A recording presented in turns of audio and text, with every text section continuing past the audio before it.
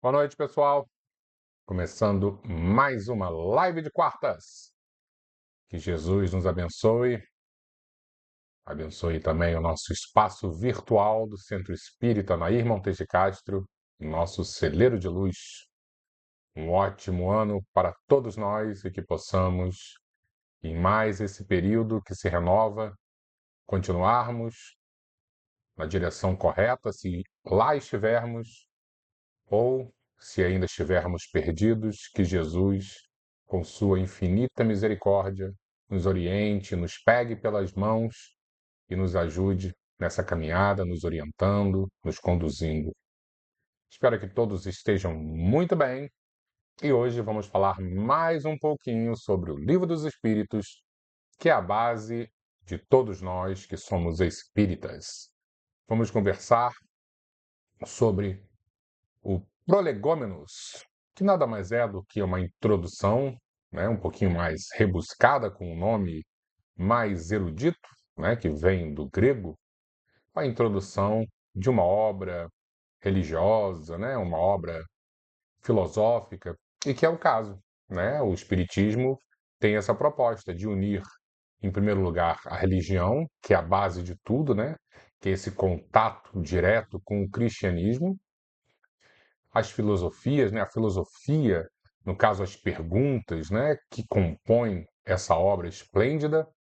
E em terceiro ponto, a ciência espírita, que é o método criado por Kardec, né? Através de muita observação, de muito cuidado, para tentar trazer aos leitores justamente com uma pureza, né, mediúnica maior, utilizando-se diversos médiums, fazendo as mesmas perguntas para esses médiums que não se conheciam, buscando as respostas que coincidiam entre esses médios. Ele criou essa, essa dentro da ciência da época, né, esse método justamente para que passasse o mínimo possível de erro, o mínimo possível de falhas na opinião dos espíritos. E entre outros métodos, né? Porque ele era um cientista, então ele sabia conduzir muito bem as experiências, né? Para justamente tentar compreender na prática o que estava acontecendo, evitando sempre fraudes. Kardec tinha uma frase maravilhosa que era preferível você negar uma verdade do que você aceitar. Na verdade, desculpa, preferível você negar 99 verdades do que você aceitar uma mentira, né? Então ele tinha esse critério muito grande para que nenhum tipo de falha, nenhum tipo de embuste, nenhuma mentira chegasse até os leitores. Essa era a grande preocupação dele. E, dito isso, nós vamos dar aquela olhadinha de sempre para ver quem já está conosco e depois iniciaremos a live propriamente dita com o estudo. Laura, muito boa noite. Feliz ano novo, minha querida. Que Jesus abençoe você, sua família, sua saúde. Que você esteja muito, muito bem, muito protegida, tá? Amanhã, se Deus quiser, estaremos juntos. Albertinho, meu irmão, ótima noite para você. Que Jesus ilumine não apenas você, mas toda a sua família, principalmente a Ângela. Manda um beijão para ela. Um ótimo ano para você, tá, meu querido irmão? Sérgio, muito boa noite. O mesmo para você. Amanhã estaremos juntos, se Deus quiser. Feliz ano novo. Que Jesus te ilumine e toda a sua família, principalmente meu querido Bernardo. Marisa, minha amiga, que Jesus ilumine você, que você possa continuar sendo esta pessoa do bem e sempre nos ajudando lá no centro. Seu trabalho é muito importante. Obrigado por tudo. Feliz ano novo, Neia. Feliz ano novo, Neia. Muito obrigado por você estar sempre conosco aqui. Vocês que estão sempre aqui, isso faz uma diferença enorme, porque nos dá ânimo, né? Dá essa força, esse acréscimo a mais aí que nós precisamos para continuar o trabalho. Obrigado mesmo, tá, Neia? Feliz ano novo, que Jesus ilumine você e sua família. Denise, minha querida Denise, muito obrigado também, sempre aqui conosco, que Jesus ilumine você, sua família, sua filha, seus netinhos, seu genro, todos da sua família, tá? Feliz ano novo, Denise. Maria Terezinha, muito bom, muito bom. Você aqui conosco, que Jesus também ilumine você, te ampare sempre, tá? Nossa Senhora proteja você. Deixa eu ver se está tudo direitinho aqui, porque eu acho que a minha conexão está um pouquinho ruim. Vocês devem estar percebendo, né? Não sei o que está acontecendo, mas parece que está bem baixa a minha conexão. Aparentemente está tudo certinho aqui na minha internet. Vamos ver o que pode estar acontecendo. Daqui a pouco deve melhorar. Se estiver muito ruim, vocês avisam, por favor, tá, pessoal? Dito isso, deixa eu ver se eu posso melhorar alguma coisinha aqui na conexão, mas eu acho que eu não tenho muito o que fazer, não. Estou com muitos quadros perdidos aqui. Não começamos com o pé direito nesse ano novo, hein? Mas vamos lá, vamos continuar. Qualquer coisa, se não estiver funcionando bem, depois eu subo. Quando eu subir para o YouTube, vocês acabam assistindo lá também, para ninguém perder nada. Aparentemente melhorou aqui para mim. Vamos continuar então, tá? Então, o que eu pensei em fazer? A gente vai ler o Prolegômenos, né, que é um texto razoavelmente simples, e vamos dar muita atenção na parte final dele, na assinatura final, e tentar mergulhar um pouquinho nessa assinatura. Por quê? Porque quando a gente começa a estudar as obras de Kardec, olha o nome que a gente dá, as obras de Kardec. E parece até que estamos falando, por exemplo, do livro de Kardec. Mas não, a obra não é de Kardec. É claro que ele tem um trabalho enorme e nós temos que agradecer muito, né, a sua dedicação, né, a sua disciplina, a sua evolução intelectual e evolução moral. Mas a obra propriamente dita é a obra dos espíritos, tanto que o nome é O Livro dos Espíritos e não é o livro de Kardec. Mais uma vez, Kardec tem a sua participação. As perguntas são impressionantes. A profundidade intelectual dele é gigantesca. Mas as respostas é que fazem o livro. E as respostas vêm de grandes espíritos. E quando estamos falando de espíritos realmente muito superiores. É por isso que quando hoje em dia, e existe uma crítica muito pesada em cima de Kardec, né? Porque as pessoas não conseguem compreender que Kardec era um espírito encarnado de uma época e ele, claro, estava imerso, né? Estava mergulhado nessa atmosfera europeia do século XIX. Então, muitas coisas que vão acontecer ali, das suas perguntas, das suas análises, são de um europeu, né, do século XIX. Mas, se pararmos para pensar, as respostas dos espíritos, aí elas são atemporais. Elas têm uma profundidade filosófica e moral que, em qualquer época da humanidade, elas vão fazer sentido e são isentas totalmente de qualquer tipo de preconceito, principalmente da época, tá?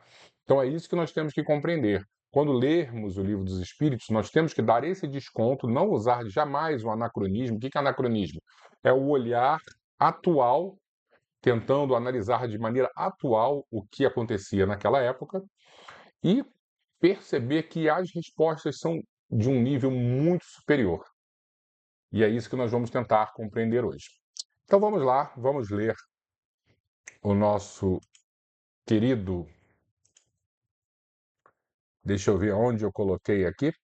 Eu acho que eu não coloquei, então eu vou ter que abrir só um minutinho, que eu vou abrir um arquivo Word que eu fiz e ele vai fazer toda a diferença aqui pra gente. Um minutinho, tá, pessoal? Deixa eu encontrar aqui no meu computador. Aqui. Prolegômenos.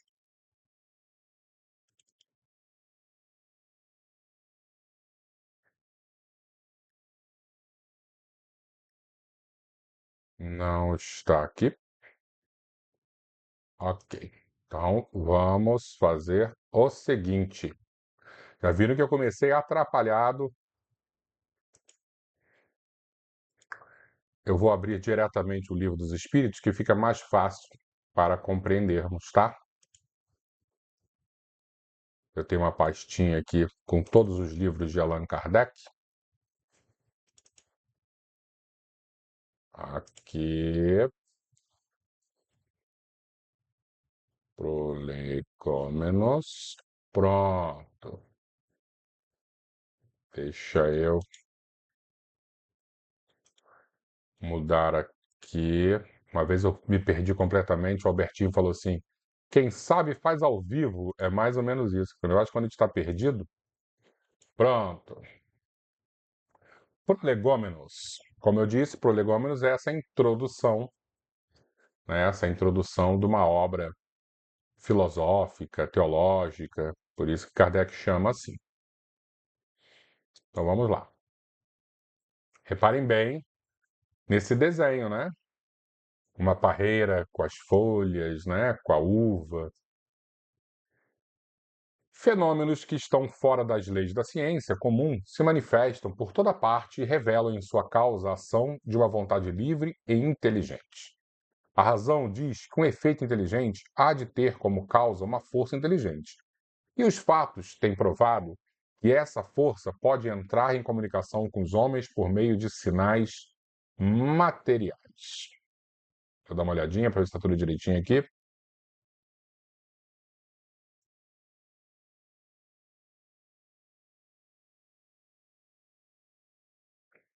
Interrogada acerca da sua natureza, essa força declarou pertencer ao mundo dos seres espirituais que se despojaram do invólucro corporal do homem.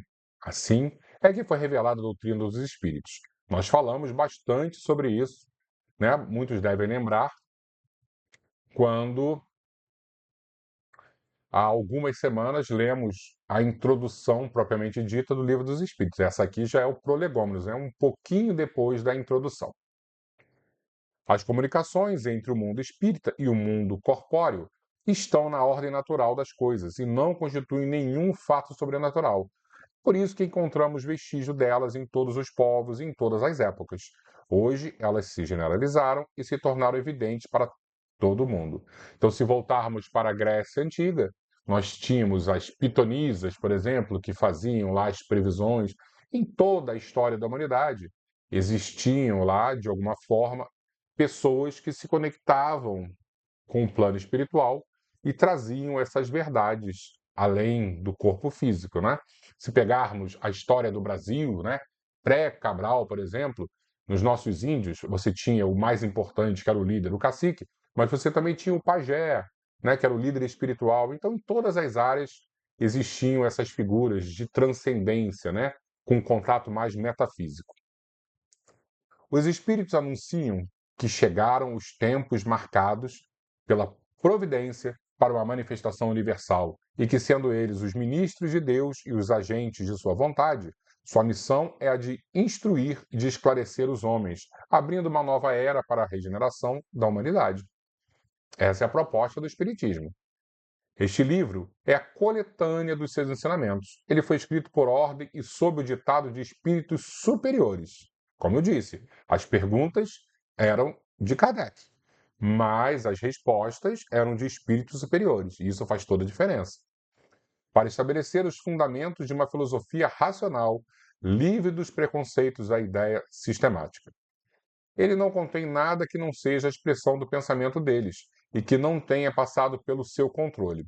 Então, Kardec, ele criava lá o método de controle e depois os espíritos ainda revisavam e pediam, ó, tira isso, altera isso, coloca essa.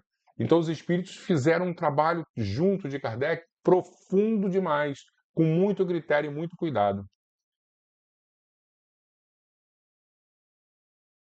Só a ordem e a distribuição metódica das matérias, assim como as notas e a forma de algumas partes da redação, constituem obra daquele que recebeu a missão de publicá-lo, tá?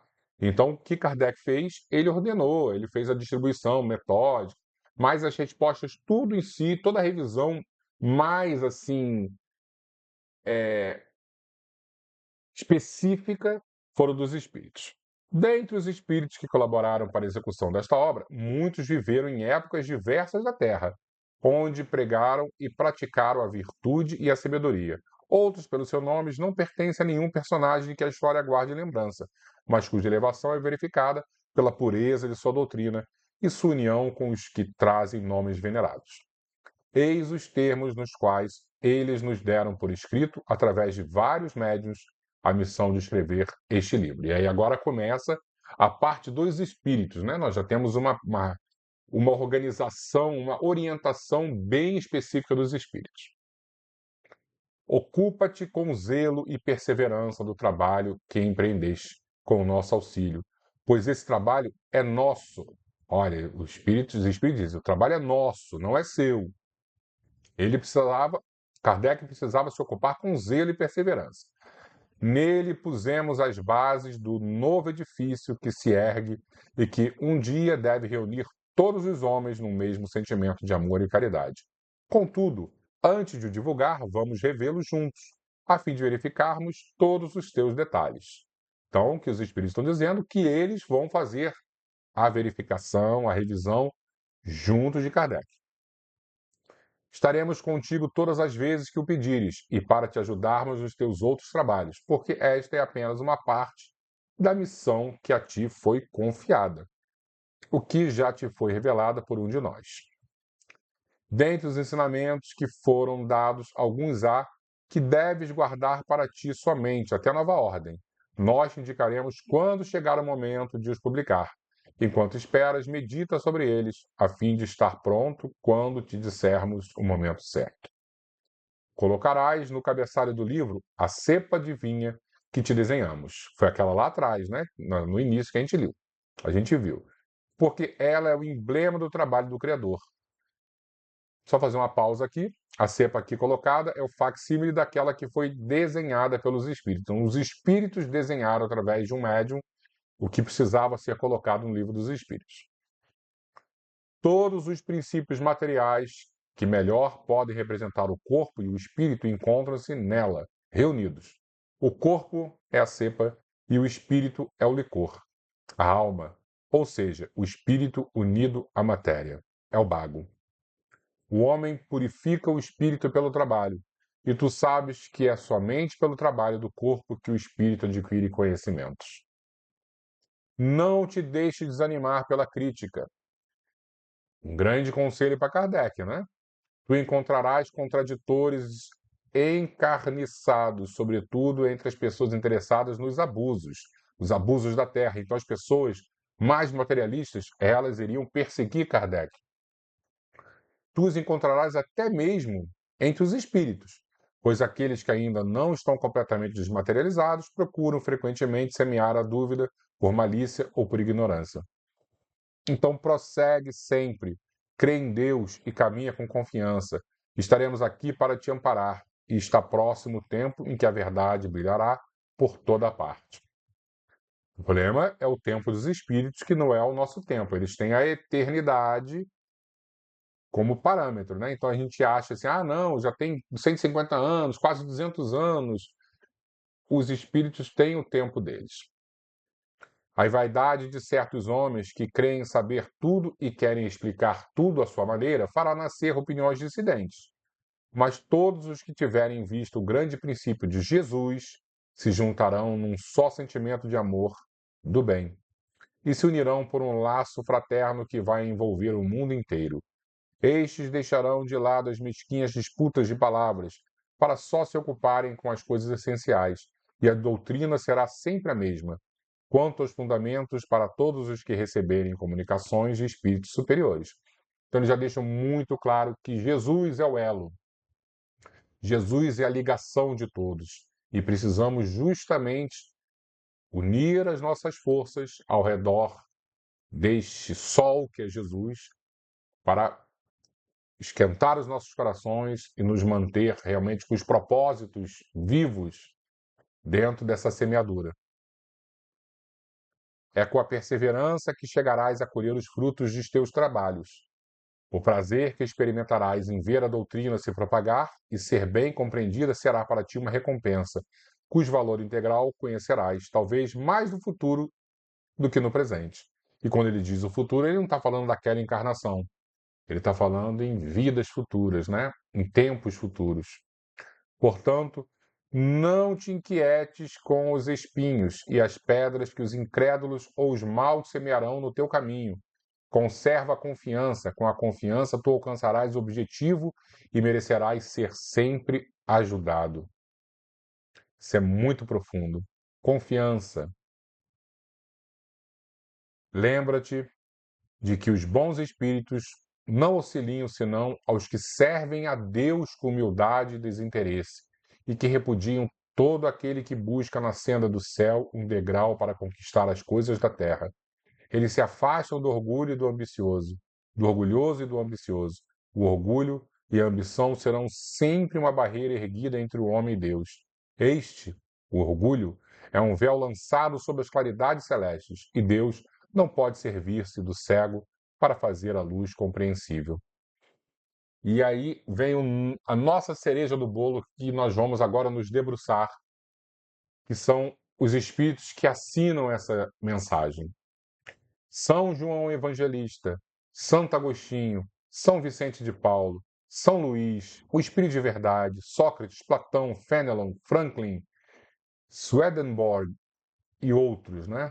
E tantos outros que fazem parte desta constelação de estrelas que iluminam a humanidade. E isso é muito importante. Mais uma vez, a obra tem o dedo de Kardec. Kardec tem lá o seu mérito, e que é inquestionável. Mas nós precisamos compreender que o trabalho não é dele, o trabalho é de Jesus. O trabalho é dos espíritos subordinados a Jesus, os espíritos superiores subordinados a Jesus. E é por isso que, quando lemos o Livro dos Espíritos, temos que ter essa visão. É uma obra, acima de tudo, moral, transformadora, religiosa, trazendo verdades do Espírito, nos aproximando de Deus. Não podemos ficar apenas nas questões filosóficas para debates acalorados ou mergulhar numa suposta ciência, tentando esquecer o verdadeiro objetivo de transformação íntima, que é a transformação moral do Espiritismo. Espiritismo é moralidade, é espiritualidade, é religiosidade, acima de tudo. Dito isso, nós agora vamos analisar um pouquinho os nossos queridos espíritos que foram citados nessa parte inicial, né? Eu acho que é bem importante darmos essa atenção aqui. Então, segundo o texto do próprio Prolegômenos, assinam, entre outros, né? Porque tem um etc. lá no final, São João Evangelista, Santo Agostinho, São Vicente de Paulo, São Luís, Espírito de Verdade, Sócrates, Platão, Fenelon, Franklin, Swedenborg. E aí, quem são esses espíritos? Então, Sócrates e Platão, eu coloquei aqui entre parênteses, será que Aristóteles também faz parte? Eles não foram citados nominalmente em nenhuma comunicação, eles não assinaram especificamente. Mas Kardec é muito categórico em dizer que tanto Sócrates quanto Platão foram precursores do Espiritismo. E quando vemos a assinatura do Prolegômenos, lá eles estão. Então, com certeza, Sócrates e Platão fazem parte dessa constelação. E se começarmos a lembrar, e a gente conversa muito aqui sobre esses dois grandes filósofos, no caso, esses três grandes filósofos, que eu coloquei também Aristóteles aí no meio, se formos analisar, quando pegamos em específico Sócrates, ele é o pai da filosofia. Ele é que rompe com as perguntas mais assim ligadas à origem do cosmos, né, do universo, que os pré-socráticos faziam, os gregos, lá do século 4, 5 antes de Cristo. E aí ele começa a dar um ar mais existencialista. Ele faz as perguntas que buscam tentar compreender qual a origem da vida, de onde a gente vem, para onde a gente vai, o que é verdade, o que é liberdade, né? São as perguntas ontológicas. Então, ele inicia todo esse processo. E Emmanuel, nós vimos na leitura do livro A Caminho da Luz, fala que poucos espíritos aqui na Terra foram tão evoluídos quanto Sócrates e tão incompreendidos também. O próprio Platão, o seu discípulo mais próximo, incompreendeu, não foi capaz de compreender em toda a sua plenitude e acabou passando alguns equívocos nos seus textos, nos seus diálogos. Sócrates, assim como Jesus, nada escreveu. Sócrates dizia, né, que a ideia era muito superior.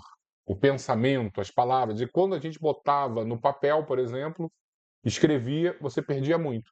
Então, para ele, era tudo na base da oratória. E Platão fez esse papel, graças a Deus ele fez, mesmo que de uma maneira incompleta, segundo Emmanuel, porque a partir de Platão nós conhecemos um pouquinho das ideias de Sócrates. E quando a gente pega o pensamento platônico, a gente também já conversou aqui, e é muito próximo da realidade do espiritismo, por isso que Kardec dizia que Sócrates e Platão foram precursores do espiritismo.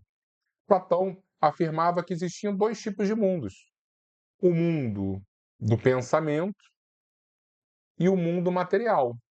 O mundo ideal, o mundo perfeito, né, que era o mundo das ideias, e o mundo sensível, que é o mundo material. Então ele faz essa divisão, assim como os espíritos nos apresentam. Nós temos aqui o mundo material.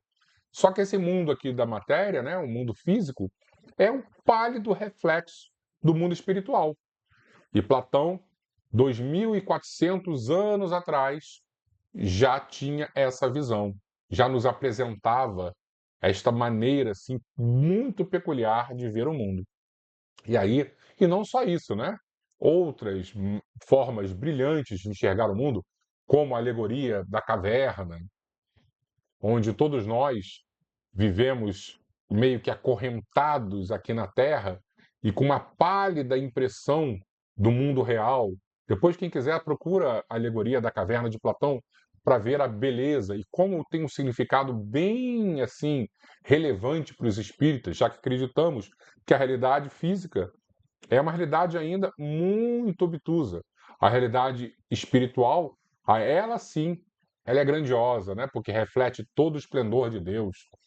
Platão, ele não se utilizava desses conceitos religiosos, como compreendemos hoje, mas depois, com o tempo, aí logo aqui embaixo de Platão nós temos Santo Agostinho, que era um santo da Igreja Católica, ele vai cristianizar de maneira brilhante também o pensamento platônico.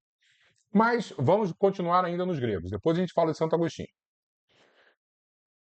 Temos Aristóteles, que Kardec não cita no Prolegômenos, mas nós vimos algumas vezes aqui os conceitos de Aristóteles, como, por exemplo, a metafísica, né, que era além da matéria, além do físico. E ele vai trabalhar o conceito do éter, que seria um quinto elemento, os quatro elementos básicos seriam o fogo, a água, o ar e a terra. E aí ele imagina que existe um quinto elemento que não é material, que é um elemento chamado éter, que é a quinta essência da matéria. E aí, quando a gente pega o livro dos Espíritos, a gente já viu, o perispírito é descrito como? Como uma matéria etérea, como uma matéria quintessenciada, exatamente conceitos aristotélicos. Então a gente pode já perceber que Aristóteles também fez parte da codificação espírita.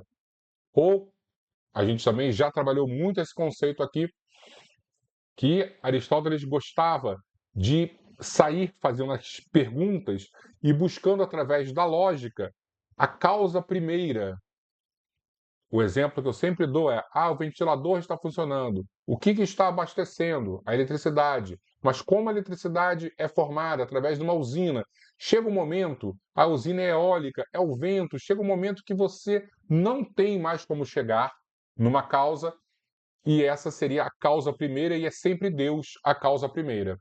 Por isso que muitos dos religiosos, eles beberam nessa fonte aristotélica para chegar à conclusão de que Deus existe, porque Deus é essa causa primeira, onde você não tem mais como fazer uma pergunta anterior. Para em Deus. E quando Kardec pergunta logo na primeira questão o que é Deus, qual a resposta? Inteligência suprema, causa primeira de todas as coisas. A resposta é 100% aristotélica. Pode ter sido ele, ou pode ter sido um espírito que bebeu dessa fonte de Aristóteles, tá? Por isso que eu coloquei ele aqui entre parênteses e com pontos de interrogação. Aqui embaixo nós temos Santo Agostinho, como eu disse, um santo católico, né, do período ainda do final da Idade Antiga, né, quase início da Idade Média, onde ele nasce, onde hoje é a Argélia, né, no norte da África, e ele se converte ao cristianismo e acaba absorvendo essas ideias platônicas e deixando uma fé que era uma fé muito cega e trazendo mais lógica, mais razão para dentro da igreja. Exatamente o primeiro passo necessário para um dia Kardec trazer uma religião recheada de razão, recheada de ciência, recheada de lógica. Então começa com Platão e Santo Agostinho, ele dá esse primeiro passo unindo a razão à fé, ok? E São Tomás de Aquino, ele já no final da Idade Média, ele vai fazer o quê? Ele vai cristianizar as ideias de Aristóteles. Ele vai dar mais razão ainda, trazer mais razão à fé da igreja, fazendo esse meio de campo até um dia chegar Kardec e buscar esse ponto que até hoje, estudando as religiões, eu não conheço nenhuma que tenha mais razão como cerne, como base da doutrina. São João Evangelista, todos nós já ouvimos falar dele, né? O apóstolo querido de Jesus, que Jesus mais amava, uma criança naquela época, eu fico imaginando o jovenzinho, e que vai morrer muito velhinho, com uma sabedoria enorme, com amor no coração. E aí você percebe nitidamente a grandiosidade desse espírito. E é comum dentro dos livros espíritas, todo mundo confirma que São Francisco de Assis, né, é a reencarnação de São João Evangelista. E ele também faz parte desse trabalho da codificação.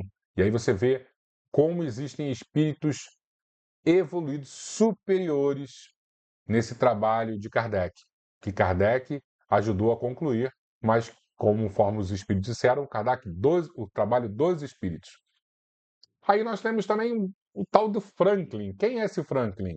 Franklin refere-se a Benjamin Franklin, sábio e filósofo, símbolo do espírito científico e do progresso intelectual, considerado um dos pais fundadores dos Estados Unidos, foi um dos líderes da Revolução Americana, conhecido por suas citações e experiências com a eletricidade.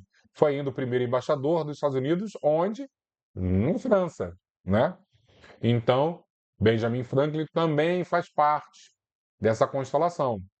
Outro, Fenelon, refere-se a François de Fenelon, teólogo e escritor francês, conhecido por sua elevada moral cristã e por obras de profundo conteúdo ético. Aparece como autor espiritual de comunicações morais, sobretudo, e o Evangelho segundo o Espiritismo. Fenelon já assina diversos textos dentro do Evangelho segundo o Espiritismo. Santo Agostinho também, ele assina muitos textos, tá?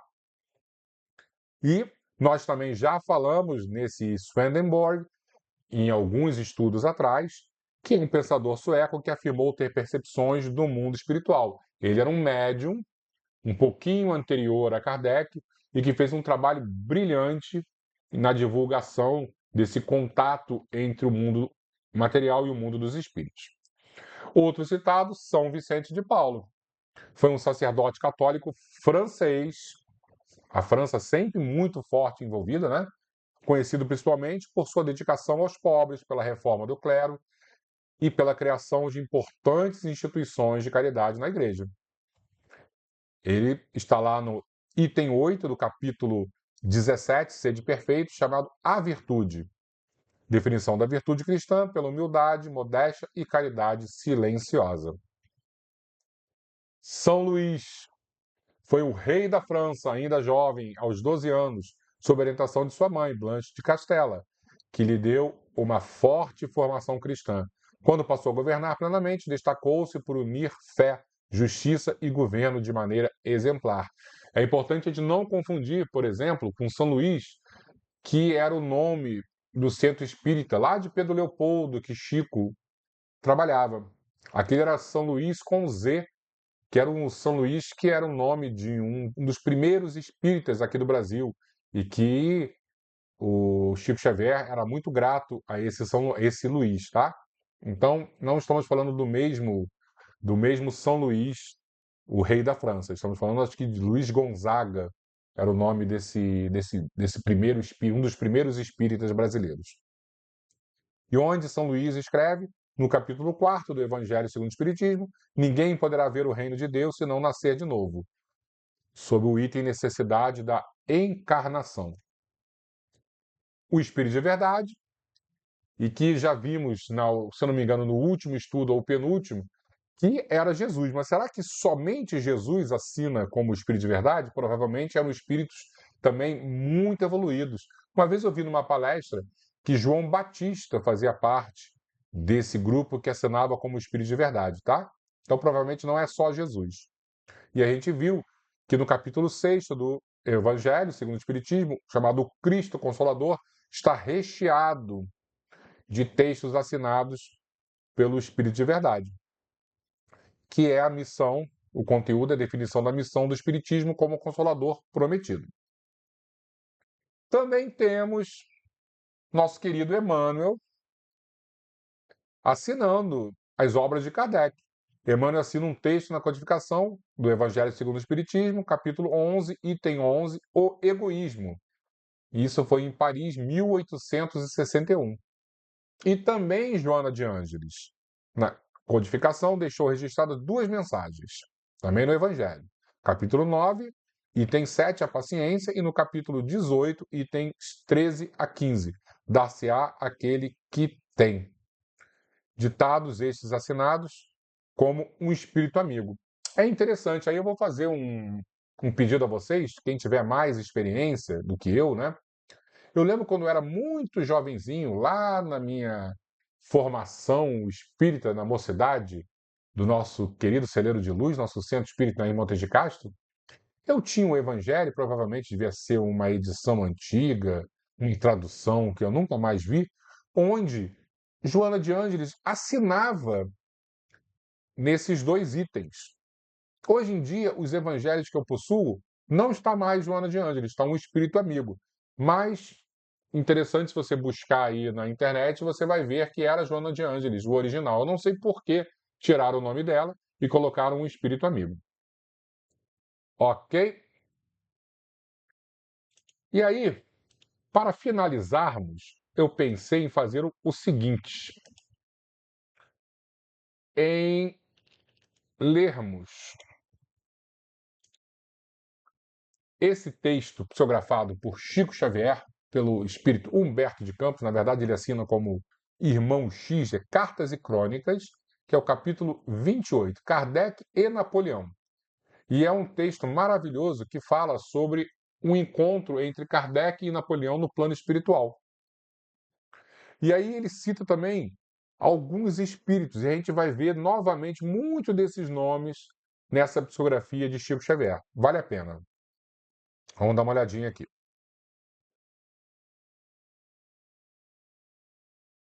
Ok, isso é o que eu encontrei na internet. Ó, a Alexa tá falando comigo aqui.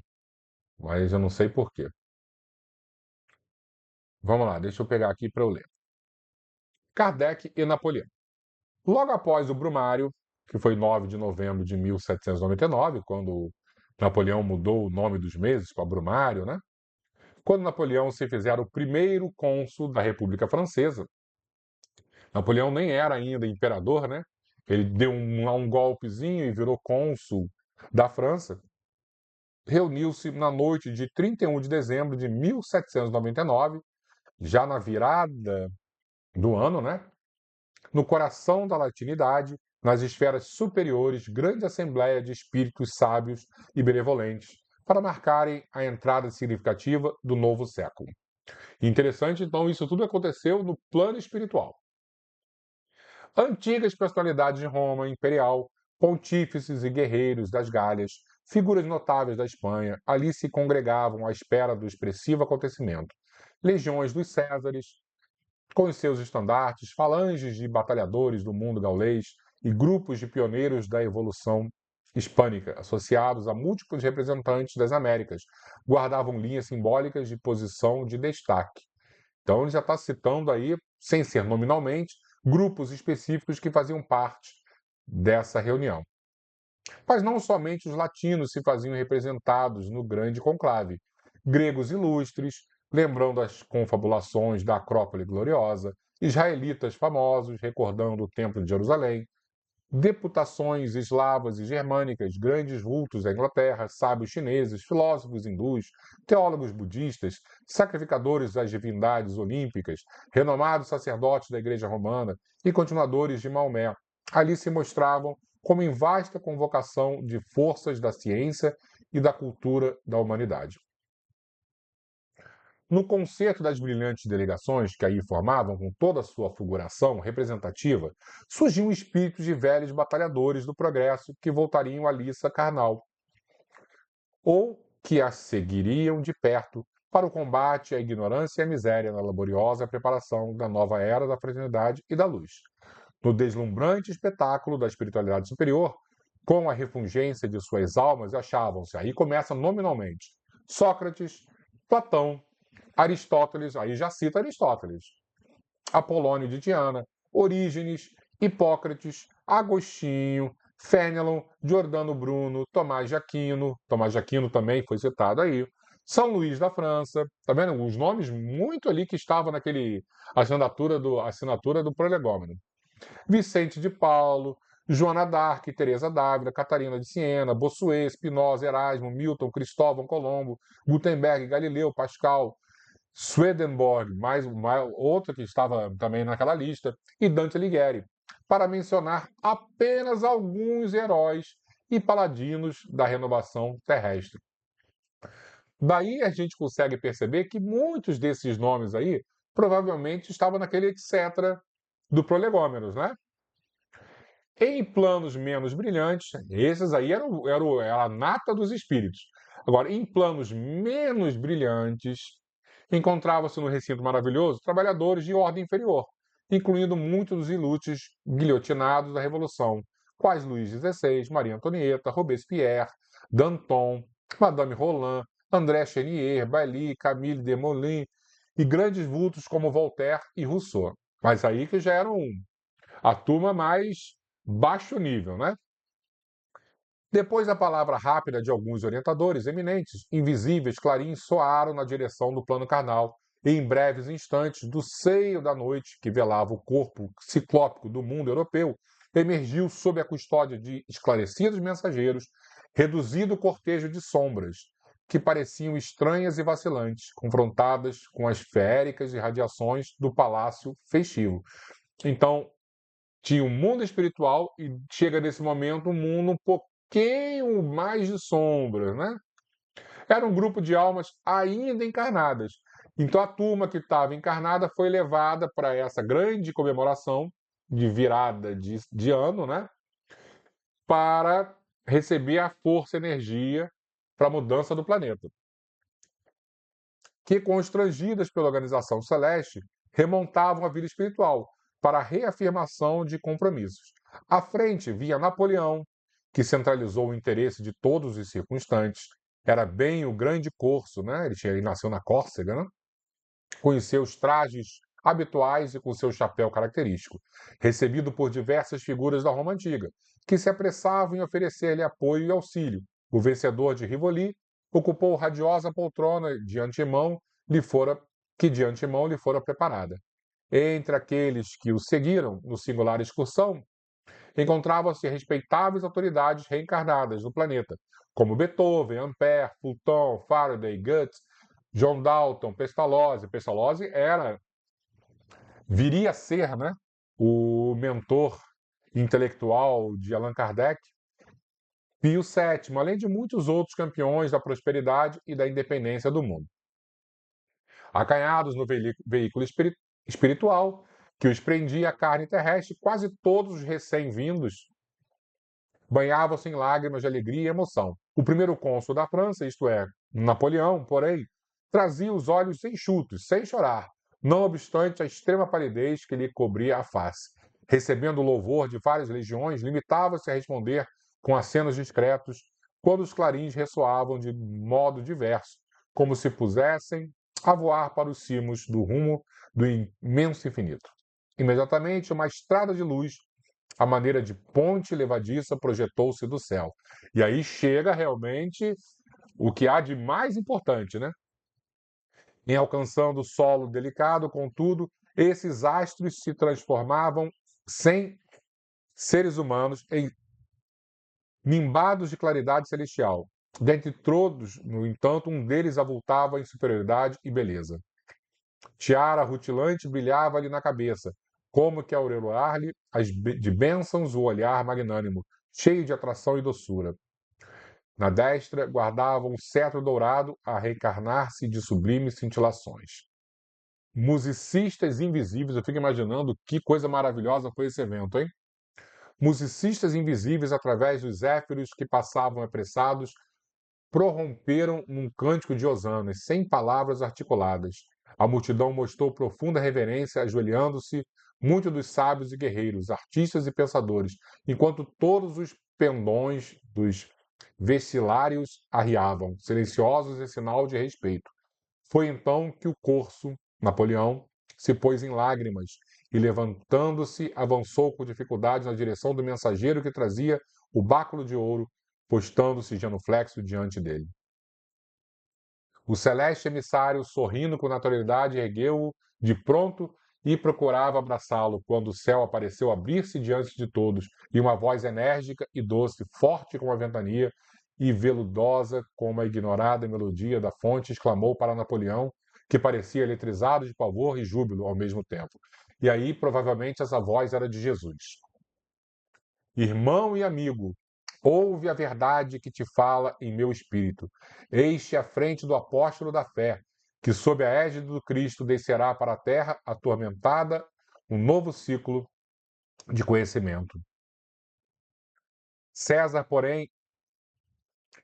ontem, então deixando claro que Napoleão Bonaparte e encarnações passadas foi Júlio César.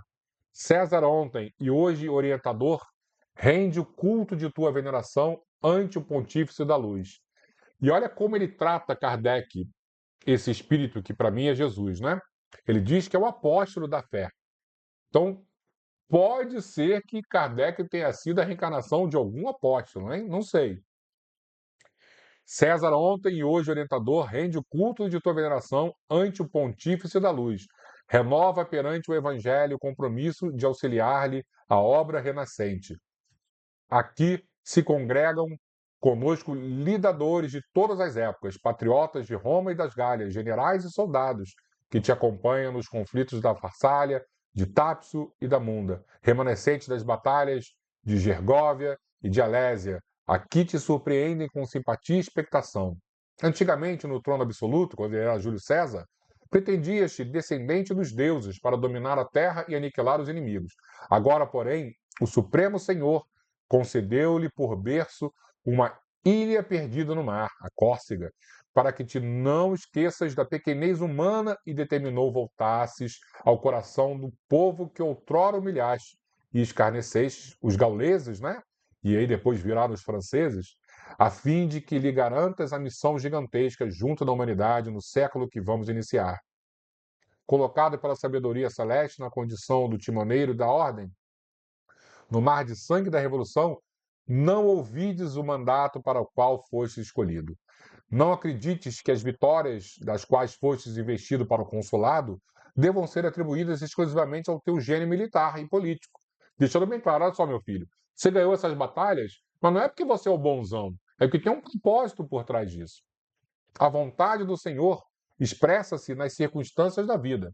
Unge-te de coragem para governar sem ambição e reger sem ódio. Recorre à oração e à humildade para que te não arrojes aos princípios da tirania e da violência, indicado para consolidar a paz e a segurança, necessárias ao êxito do abnegado apóstolo que descontinuará a era nova, serás visitado pelas monstruosas tentações do poder. Não te fascines pela vaidade que buscará coroar-te a fronte. Lembra-te de que o sofrimento do povo francês perseguido pelo flagelo da guerra civil é o preço da liberdade humana, que deves defender até o sacrifício. Não te macules com a escravidão dos povos fracos e oprimidos, e nem lameies os teus compromissos com o exclusivismo e com a vingança. Infelizmente, tudo entrou por um ouvido e saiu pelo outro, porque Napoleão fez tudo errado. Recorda que, obedecendo às injunções do pretérito, renasceste para garantir o ministério espiritual do discípulo de Jesus, que regressa à experiência terrestre e vale-te da oportunidade para santificar os excelsos princípios da bondade e do perdão, do serviço e da fraternidade do Cordeiro de Deus, que nos ouve em seu glorificado sólido de sabedoria e de amor. Se honrares as tuas promessas, terminará a missão com o reconhecimento da posteridade e escalarás horizontes mais altos da vida. Mas se as tuas responsabilidades forem menosprezadas, sombrias aflições amontar-se-ão sobre as tuas horas, que passarão a ser gemidos escuros em extenso deserto. Dentro do novo século, começaremos a preparação do terceiro milênio do cristianismo da Terra. Novas concepções de liberdade surgirão para os homens, a ciência erguer-se-á, a indefiníveis culminâncias das nações cultas abandonarão para sempre o cativeiro e o tráfico das criaturas livres e a religião desatará os grilhões do pensamento que até hoje encarcera as melhores aspirações da alma no inferno sem perdão. Confiamos, pois, ao teu espírito valoroso a governança política dos novos eventos e que o Senhor te abençoe. Que missão Napoleão tinha, hein? Cânticos de alegria e esperança anunciavam nos céus a chegada do século XIX, enquanto o Espírito de verdade, o Espírito de verdade, aí já deixando bem claro que provavelmente é Jesus, seguido por várias cortes resplandecentes, voltava para o alto, a inovidável assembleia se dissolvia. O apóstolo, que seria Allan Kardec, sustentando Napoleão nos braços, conchegou-o de encontro ao peito e acompanhou-o bondosamente até religá-lo ao corpo da carne no próprio leito. Em 3 de outubro de 1804, o mensageiro da Revolução renascia no abençoado lar de Lyon. Então, Allan Kardec reencarna em 1804 e o primeiro cônsul da República Francesa, Napoleão, assim que se viu desembaraçado sem a proteção direta de Kardec e dos seus cooperadores, que retomavam, pouco a pouco, a integração com a carne, confiantes e otimistas, engalanou-se com a púrpura do mando e, embriagado no poder, proclamou-se imperador em 1804, ordenando a Pio VII viesse coroá-lo em Paris. Napoleão, contudo, convertendo celestes concessões e aventuras sanguinolentas, foi apressadamente situado por determinação do alto na solidão curativa da ilha de Santa Helena, onde esperou a morte, enquanto Allan Kardec, apagando-se a própria grandeza na humildade de um mestre-escola, muitas vezes atormentado e desiludido, como simples homem do povo, deu integral cumprimento à divina missão que trazia à Terra, inaugurando a era espírita cristã, que gradativamente será considerada em todos os quadrantes do orbe como a sublime renascença da luz para o mundo inteiro. Nesse ponto, a gente vê que Kardec realmente era um espírito muito, muito evoluído. Apesar da obra ser dois espíritos, temos que agradecer também muito a Kardec pelo seu trabalho hercúleo e pela sua moral inabalável, né? Esse texto de Humberto de Campos deixa muito claro a missão de Kardec, a falha de Napoleão e todos os espíritos que estavam envolvidos nesse divulgar do plano espiritual que a Terra tanto necessita. Bem, avançamos um pouquinho no tempo, vamos fazer a nossa prece. Então, como de costume, fechar os nossos olhos. Se tiverem uma aguinha, colocar a água ao lado onde estamos fazendo a nossa prece, para que os bons espíritos possam fluidificar esse líquido sagrado e transformar essa simples água em remédio para os nossos corpos e principalmente os nossos espíritos. Mestre Jesus, graças te damos, Senhor, por mais um ano que se inicia. Que possamos ouvir o teu chamado diariamente, ouvir o nosso compromisso, as nossas pequenas missões, as nossas tarefas minúsculas, mas que ainda nos embaraçam tanto. Mas sabemos, Senhor, que ao seu lado, muito leve é o fardo que carregamos, muito suave é o jugo que nos prende. Então, Senhor, nos abençoa, nos ilumine e nos ampare, porque sabemos das nossas limitações, mas também compreendemos que a tua força, que o teu olhar cheio de misericórdia, que a sua energia sublime, que nos toca a cada segundo, é capaz de transformar os corações mais perdidos. E sabemos que fazemos parte desse grupo, do grupo que ainda se encontra como cegos, caminhando sem direção. Mas confiamos no teu amparo, na tua ajuda, no teu amor. Deus de infinita misericórdia, obrigado por tudo, obrigado pela nossa vida, e que possamos, apesar das nossas dificuldades, caminhar na direção do bem, transformando as nossas intenções em intenções boas, em intenções de amor, intenções fraternas, corrigindo as nossas más inclinações. Esse é o verdadeiro espírita, aquele que empenha esforços hercúleos para corrigir as inclinações equivocadas. Obrigado, Mestre. Obrigado, Maria Santíssima.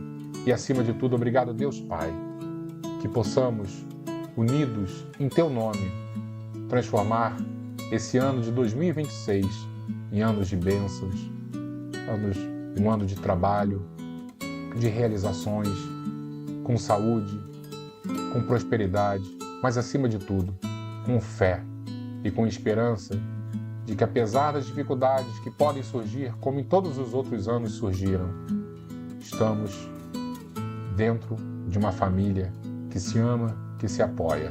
E juntos, todos nós somos muito mais fortes, porque um apoia, um acolhe o outro. Obrigado, Senhor. Seja feita a sua vontade, hoje e sempre. Assim seja, Mestre.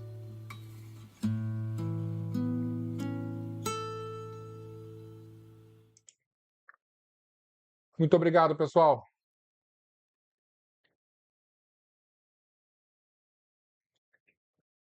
Que Jesus nos abençoe e que possamos ter um ano muito, muito bom e cada vez mais unidos.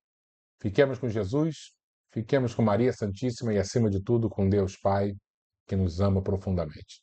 Ótima noite e ótimo ano a todos nós. Até semana que vem, pessoal. Se Deus quiser.